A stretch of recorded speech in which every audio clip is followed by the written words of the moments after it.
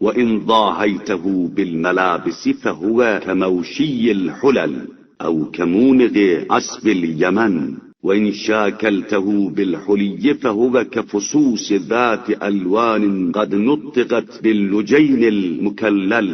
اور اگر لباس سے تشبیہ دینا چاہو گے تو کہو گے کہ یہ نقشدار ہلوں یا خوشنما یمنی چادروں جیسے ہیں، اور اگر زیورات ہی سے تشبیہ دینا چاہو گے تو اس طرح کہو گے کہ یہ رنگ برنگ کے نگینے ہیں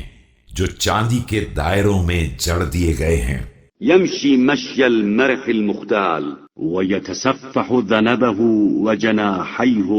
فيقهقه ضاحكا لجمال سرباله وأسابيغ وشاحه. یہ جانور اپنی رفتار میں ایک مغرور اور متکبر شخص کی طرح خرام ناز سے چلتا ہے اور اپنے بالوں پر اور اپنی دم کو دیکھتا رہتا ہے،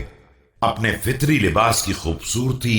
اور اپنی چادر حیات کی رنگینی کو دیکھ کر قہقہا لگاتا ہے. فإذا رمى ببصره إلى قوائمه زقى مؤولا بصوت يكاد يبين عن استغاثته ويشهد بصادق توجعه، لأن قوائمه حمش كقوائم الديكة الخلاسية. اور اس کے بعد جب پیروں پر نظر پڑ جاتی ہے تو اس طرح بلند آواز سے روتا ہے جیسے فطرت کی ستم ظریفی کی فریاد کر رہا ہو اور اپنے واقعی درد دل کی شہادت دے رہا ہو، اس لیے کہ اس کے پیر دوغلے مرغوں کے پیروں کی طرح دبلے پتلے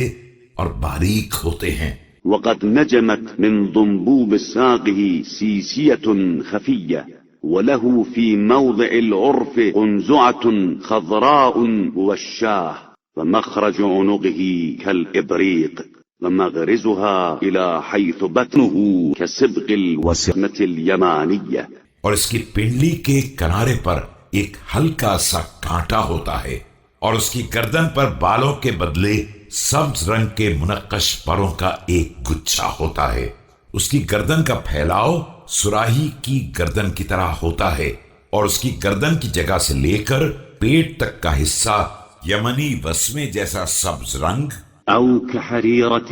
ملبسة مرآة ذات سقال وكأنه متلفع بمعجر أسحم إلا أنه يخيل لكثرة مائه وشدة بريقه أن الخضرة الناظرة ممتزجة به. یا اس ریشم جیسا ہوتا ہے جسے سیقل کیے ہوئے آئینے پر پہنا دیا گیا ہو. ایسا معلوم ہوتا ہے کہ وہ سیاہ رنگ کی اوڑھنی میں لپٹا ہوا ہے، لیکن وہ اپنی آب و تاب کی کثرت اور چمک دمک کی شدت سے اس طرح محسوس ہوتی ہے جیسے اس میں تر و تازہ سبزی الگ سے شامل کر دی گئی ہو.